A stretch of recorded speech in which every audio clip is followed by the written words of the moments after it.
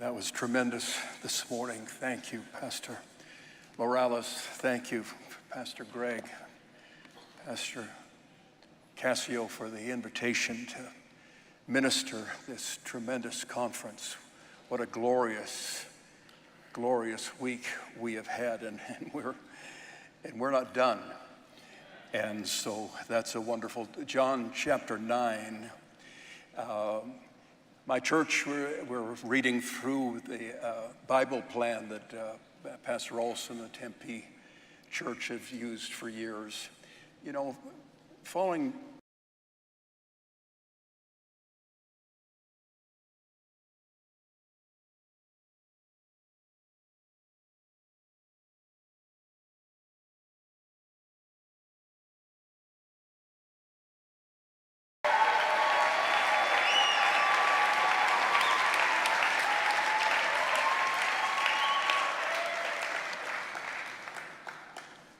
That was tremendous this morning. Thank you, Pastor Morales. Thank you, Pastor Greg, Pastor Cassio, for the invitation to minister this tremendous conference. What a glorious, glorious week we have had, and we're not done. And so that's a wonderful, John chapter 9. My church, we're reading through the Bible plan that Pastor Olson and the Tempe Church have used for years.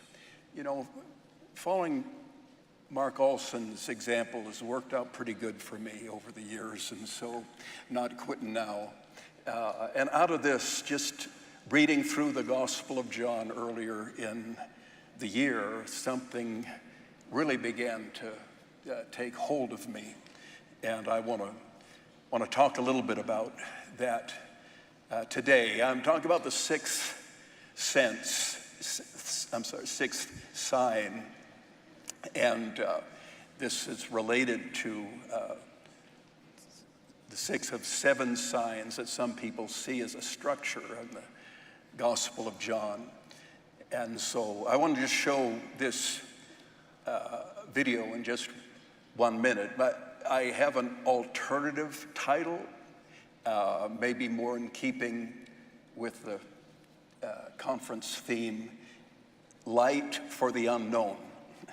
So let's just look at this video in just 1 minute.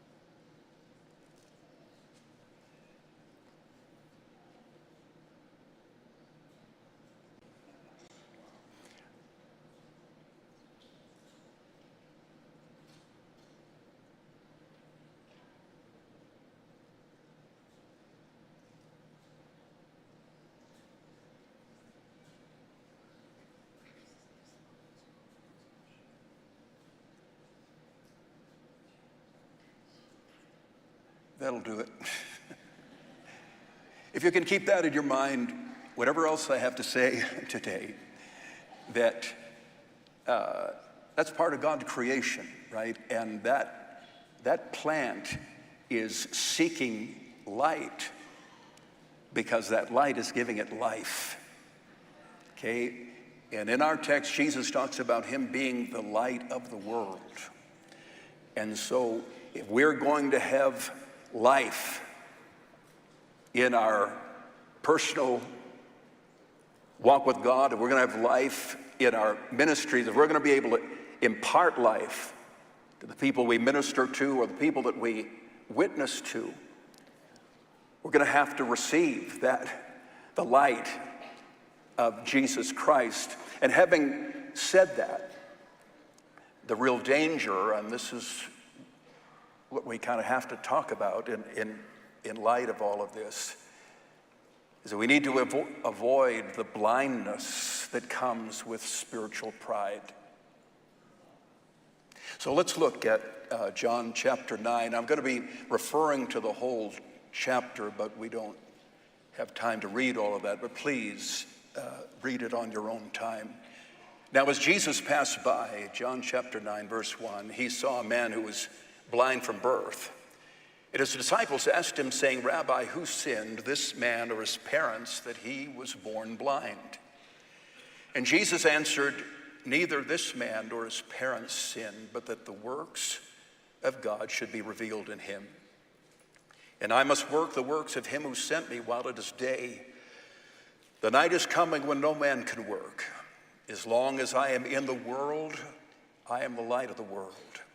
And when he had said these things, he spat on the ground and made clay with the saliva, and he anointed the eyes of the blind man with the clay.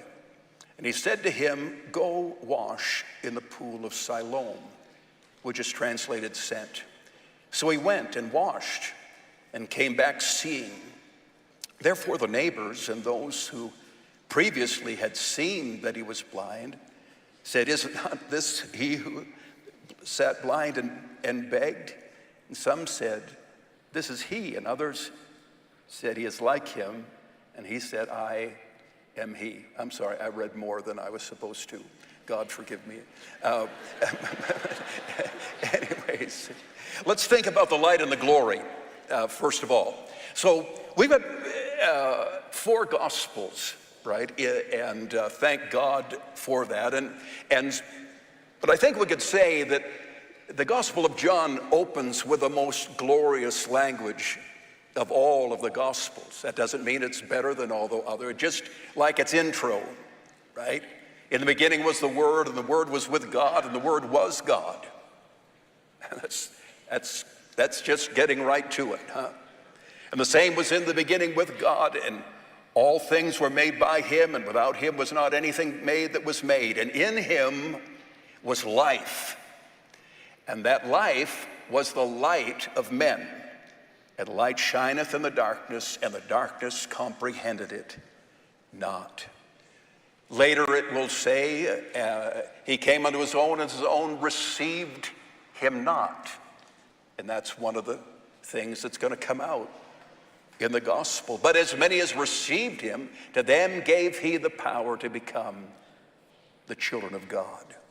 And so there's this language of glory and light and life. In verse 14, and the Word was made flesh and dwelt among us, and we beheld his glory, the glory of the only begotten of the Father, full of grace and truth. Glory involves light, like the Shekinah glory is light, the presence of God and the life that is there. John uses the word life more than any other New Testament writer. It's like his thing. And there's a reason for that. We can't bring out everything in this chapter. And many people see in the Gospel of John a structure of 7 signs, 7 things that point to what we're talking about here. And as John's concluding his gospel, he writes in chapter 20, verse 30 and following, and truly Jesus did many other signs in the presence of his disciples, which are not written in this book. But listen, but these are written, meaning these 7 that I have used, these are written, that you may believe that Jesus is the Christ, the Son of God, and that believing you may have life in his name. So all those 7 signs are all to point to what he introduced the whole gospel with, and he's hoping by the end of the gospel we get it, that he is the Son of God, that we will believe in him, and in believing in him, we will have life. Not just, okay, I got saved, and so now I can go to heaven. I got my ticket. No, this is In him we will have life. Life is not like charging your iPhone, right? It's just power. Life is in a person. In him was life. If you have Jesus, you have life. If you don't have Jesus, you don't have life. And Jesus just doesn't give you life, it's in him, right? And he comes to live in us by the Spirit of God. In him is life. But I was struck as I'm reading John. I've known about the 7 signs idea, but I'm reading, and there's the miracle where the nobleman's son is healed. You might remember that he comes to Jesus, and his son is some distance away, and he asks, and Jesus says, unless you see a sign, you will not believe. Some people take that as a rebuke, like here's this desperate father and he's got to rebuke him for seeking a sign. There's other times when Jesus rebukes, but he's talking about a different thing. But he believes, and his son lives. And then the Bible said this is the second sign. And it's like, wait a minute. Like, I think if you and I were to maybe list, I don't know, the top 10 or 15 miracles that Jesus did in his ministry, I don't know if that would make the top 15. Like, do we even remember that one? It just kind of slips in there. Yet John, he wanted us to get that. He wanted that to point to that Jesus is the Son of God, and that we would believe in him and have life in his name. And then as you begin to look at the other signs, the first one, right? He turns water into wine. Well, that's kind of cool, like we've all preached about that, and a miracle, but don't drink wine, but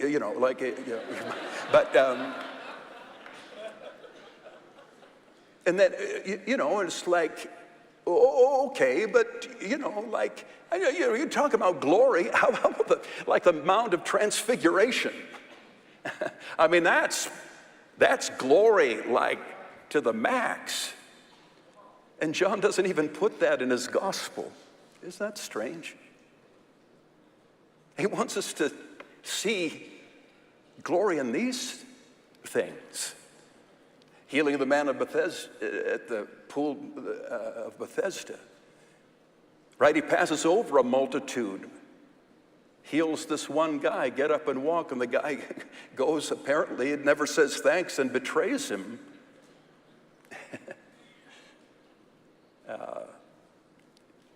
He feeds the 5,000, and that's the one miracle that's in all 4 Gospels, the only one. But John has his own thing about it. He adds something that none of the other guys say. He talks about it all came from a kid. I like that. Am I losing you? I'm talking about his glory seen in things that we might just pass by.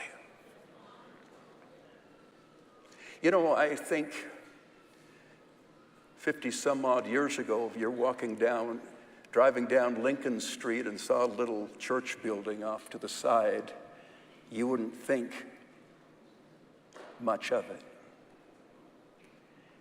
And yet something God did in that little place is now touching the nations of the world, and we're all here today.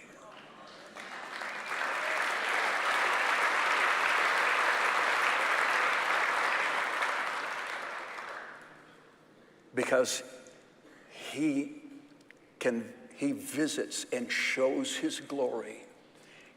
I've pioneered 2 churches. They start off like not looking like much. My first service, my family and one guy clipping his fingernails through the whole sermon. Like that, okay? But isn't it glorious? Like what pioneering a church produces, the impact that can come. Like whatever your church might look like today, Pastor, however obscure and unrecognized you may feel, however limited some outreach might look at the time. And I'm not just talking about settling, I'm just saying, Jesus wants to show you his glory, right? He wants to give you and me life. In the miracle that we have before us, Jesus tells us he is the light of the world. He says, I am the light of the world. Watch this. and puts mud all over a guy's face. Huh? Like that, light of the world. And go and wash in the pool of Siloam. You know, you just wonder, how did he get there? I mean, he's blind, for crying out loud, you know. You know, point me to the... He went into the unknown.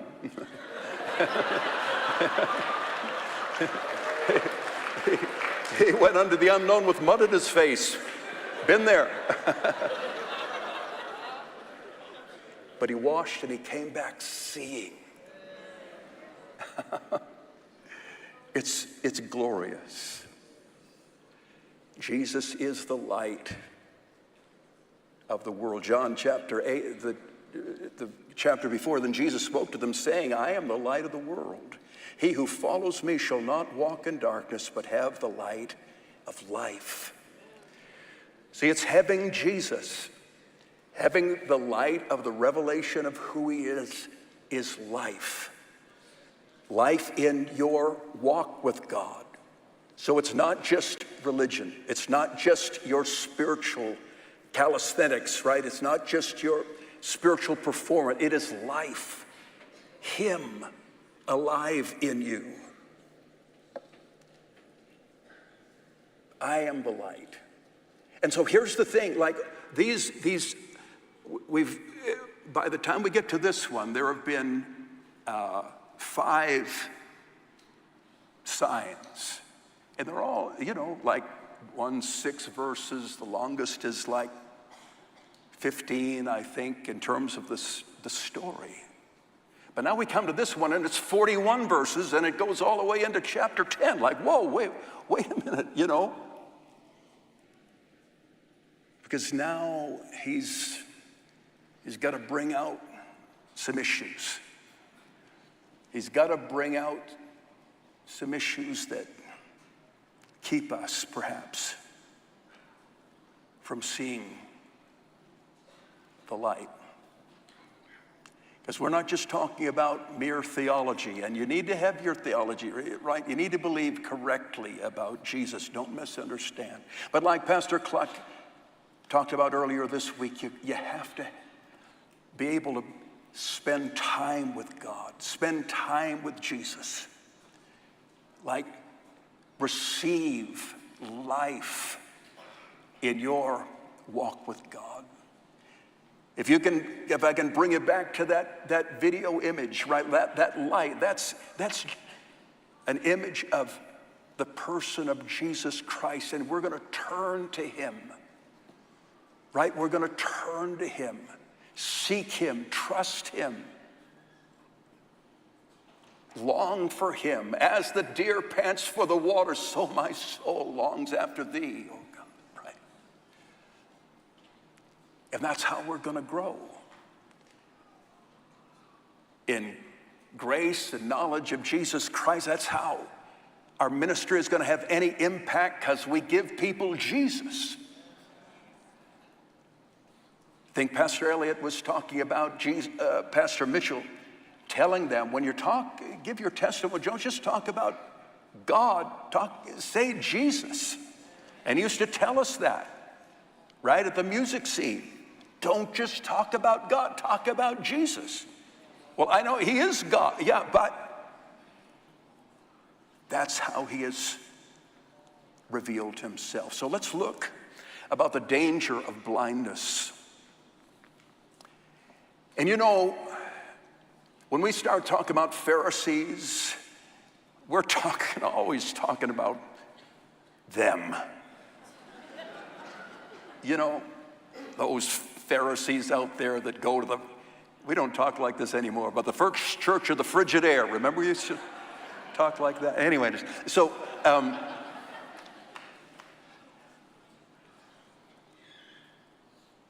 then after a while, you know, you begin to see some things in your own heart that look like, whoa. And I'm not just talking about standards or things. I'm talking about self-righteousness. And then people that you have loved and served and given to and poured your heart into that have turned religious, self-righteous, and have walked away. So grateful for Pastor Ruby's sermon the other night. Just helps, you know, just helps heal some of the stuff. They just don't shoot out the accusation of a Pharisee that quickly anymore, or that easily, maybe is the better way to say it, because we've had to wrestle with our own hearts, and because sometimes we're talking about people that we still love very, very much. But there's an imagery here, and obviously there's a picture of light and darkness, but Jesus is healing a man born blind. And all the rest of the chapter, even going into the next chapter, not necessarily using the same imagery, but it is about spiritual blindness. So the man comes back seeing, right? And it's like, and already like there's a controversy. Like this is intense. Like this is a guy we're used to seeing beg, and now we can see. Are you the guy? You know, that's the guy. No, that's not him. Like, no, I think it is. No, it's me. No, it's not you. Yeah, like, you know. And then he's got to deal with the Pharisees, right? He actually has a couple of sessions with the Pharisees. But it's interesting, in the first one, you know, the Pharisees have the expression that you think of. You know, oh, we did it on the Sabbath, right? You put that mud on you on the Sabbath, and now your eyes see it. You know, obviously that's of the devil, you know. And so, but then there's some Pharisees that, wait a minute, you know, like, can we think about this? You know, do you think that somebody is not right with God can do that? But you know, the next time he has a meeting with the Pharisees, we don't hear from those folks anymore. The only ones we hear of are the ones who are discounting what's happened. Have they manipulated the guys that were wrestling to conform? And then there's mom and dad, right? Like they call in mom and dad, and it's like, is this your son? He was born blind, and well, yes, that's our son. And he was born blind. But I don't know how it happened, and he's of age, and if you want to know, just ask him. And it says, because they didn't want to say anything, because they'd get kicked out of the synagogue by the Pharisees. And so here's this very sad thing, right? Like these Pharisees, they begin to dominate the interpretation of this event. Here's this glorious thing happening, but they move in and they are dominating and manipulating people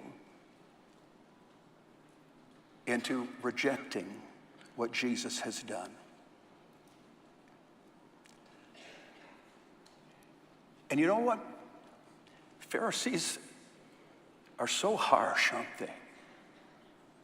So harsh. Here's a guy born blind, all his life, never seen.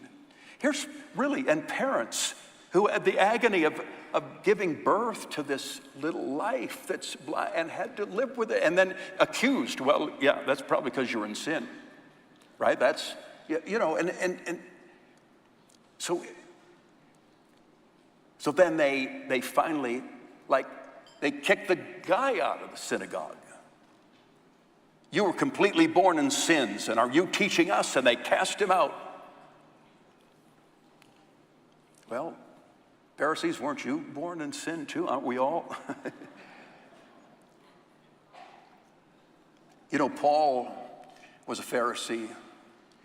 And when he's giving his testimony in his 2 Timothy, I believe, he talks about it was before a blasphemer and injurious, the King James said. Injurious is a word that meant you hurt people because you like to hurt people. Like he started off like, okay, I'm doing this for God, but now I'm doing it just because I like to hurt people. See, Pharisees hurt people. What blinds us? How do we become blind? Pride. Pride is the main blinder. Self-righteous, we're so convinced of our own goodness. We've been around for a while. I go back to the early days. That's a glorious thing. Thank God for that. But let's say that with gratitude and humility. I got to be a part of the early days.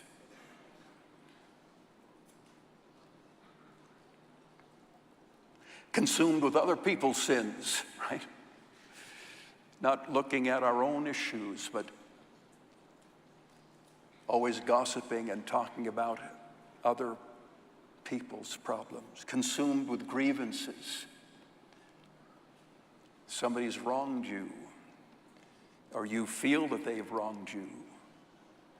Maybe even a pastor corrected you and you didn't like it very much.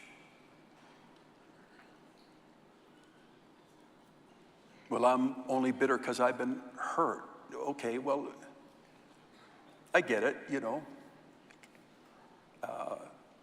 We can be hurt, but if it's still hurting, that's probably hate, right? It's probably, you know, metamorphosized, I don't know, whatever.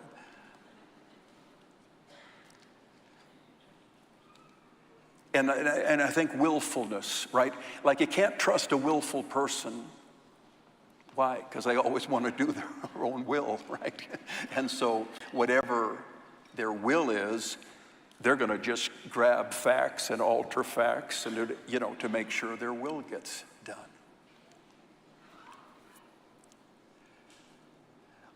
You know, it's not easy for us to be honest with our own hearts, right? That's kind of scary. But you know, that's why we have church. That's why we have preaching. That's why we have altar calls.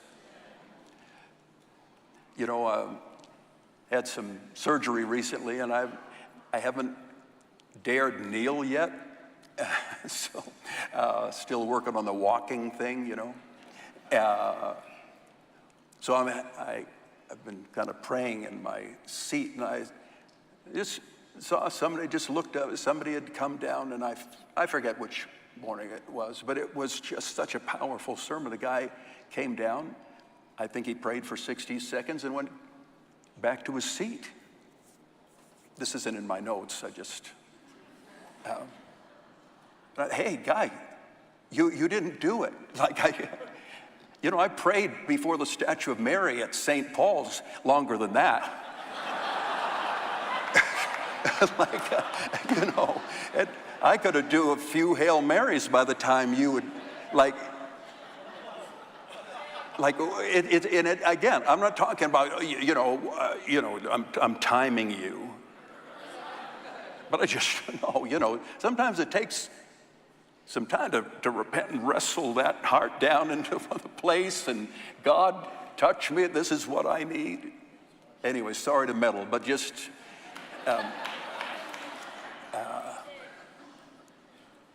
but that's the thing. See, if we don't judge our hearts, then he's gonna have to step in. And Jesus said, for judgment, verse 39 and following, I've come into this world, and those who do not see may see, and those who see may be blind. That's intense, huh? Then some of the Pharisees who were with him heard these words and said, are we blind also? And Jesus said to them, if you were blind, you would have no sin. But now you say, we see, and therefore your sin remains. I just have this quote here. The Pharisees asked what they thought was a rhetorical questions. Are we blind too? The availability of light made them guilty, rejecting relief from their blindness. Every person who realizes his or her spiritual blindness becomes a candidate for seeing. Those who refuse to see their spiritual blindness place themselves beyond help. We might paraphrase Jesus' final words as this: if you would only admit your blindness, you would not be guilty of sin because I could forgive it. But because you claim your own self-righteousness, your guilt remains. See, we need the eyes of our understanding to be enlightened, that we might know the hope of our calling and the riches of our inheritance among the saints in light. Like, if we don't have Jesus opening our eyes, we're not going to see. You know, some of us, as we've gotten older, like we have to have readers, put on these glasses to read. And I'm sorry, like, I can't make my eyes see stuff. Focus, I can't do it. I gotta have the readers on. And sometimes, you go out to dinner with a guy that's about, my age, and I say, hey, you don't need glasses? I got LASIK.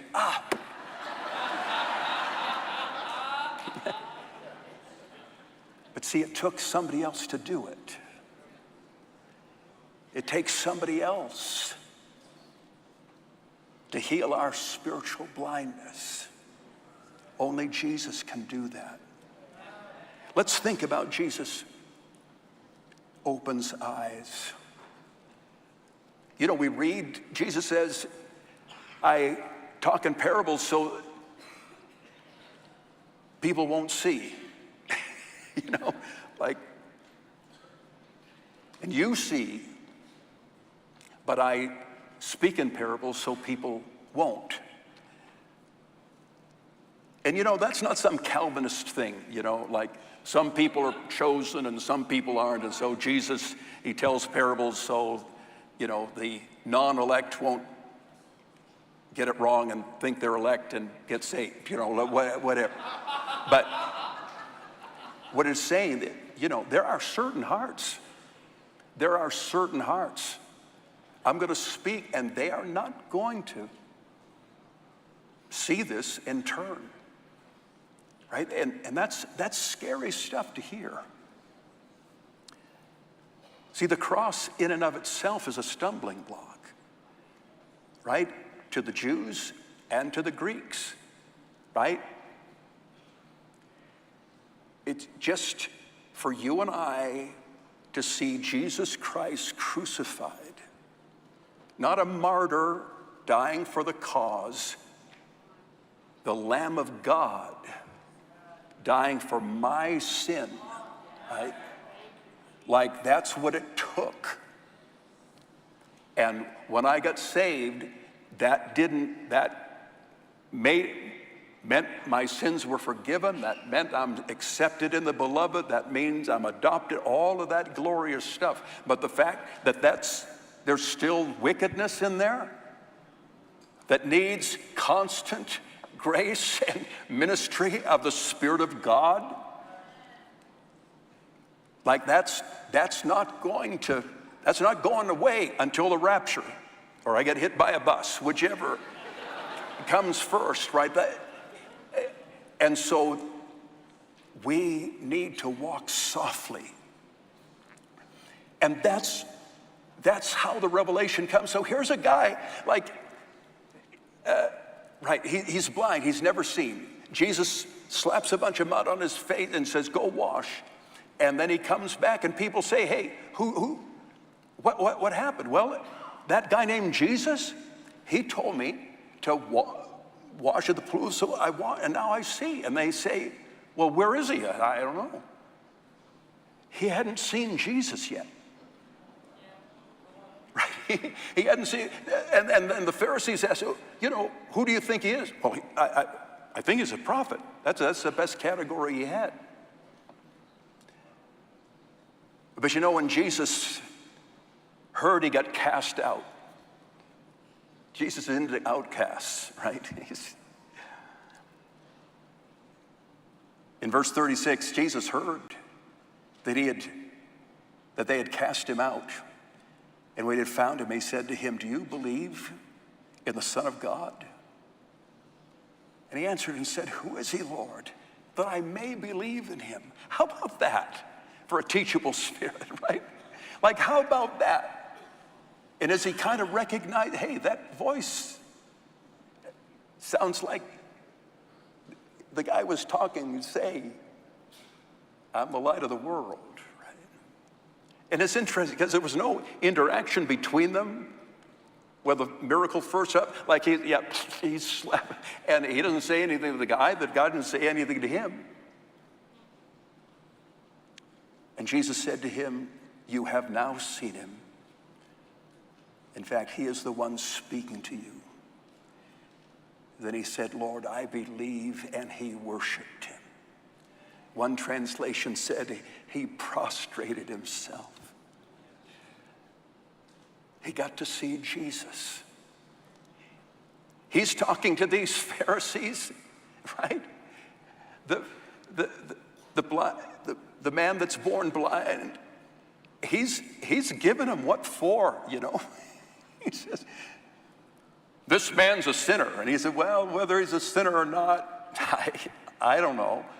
One thing I do know, once I was blind, now I see. Like, deal with it. And then he says, the man answered, this is incredible. You don't know where he's from, yet he healed my eyes. We know that God doesn't listen to sinners. God listens to anyone who's devout and does God's will. No one's ever heard of healing the eyes of someone born blind.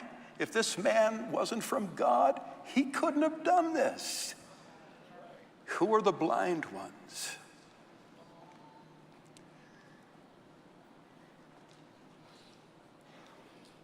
But Jesus heals spiritual blindness, right? He's willing to do that. The most intense Pharisee of all, the most radical, right? The most passionate was a guy named Saul of Tarsus. And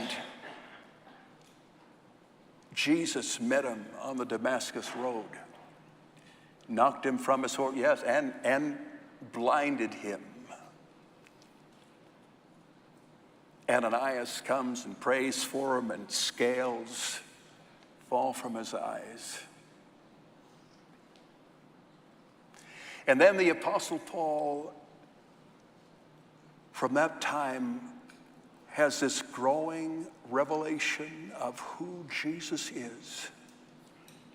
That when you read Romans and Galatians, Ephesians, Philippians, Colossians, it's like the revelation of the love and mercy, of the glory of who Jesus is, just flows like the greatest revelations of who Jesus is. It came from an ex-Pharisee.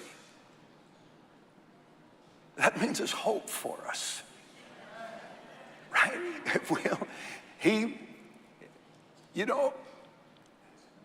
Saul, Saul, why persecutest thou me? Who art thou, Lord? I am Jesus, whom thou persecutest. Lord, what would you have me to do? Okay, done. I resign. Head persecutor, I resign. Now I'm yours. Language of love, power, joy, gratitude, adoration, awe, all pour forth from the pen or from the mouth, and as he's dictating the life of someone who was so rigidly Pharisaical, even to the point of killing people, to the point where it twisted his own heart. So he began to enjoy it. Jesus is the light of the world. And he says, I'm the light of the world as long as I'm in the world. Wait, aren't you? But later he turns to his disciples and says, you are the light of the world. Now the light that I am needs to be reflected from your life. You need to be a mirror. You need to be a reflection. As we behold in a glass the glory of the Lord, we're changed from glory to glory, even as by the Spirit of the Lord. As you grow in your relationship with Jesus, as you realize your greater and greater dependence on him, the longer we go in this thing.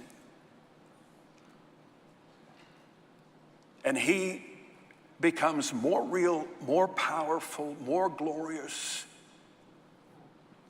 And even in the worst of stuff,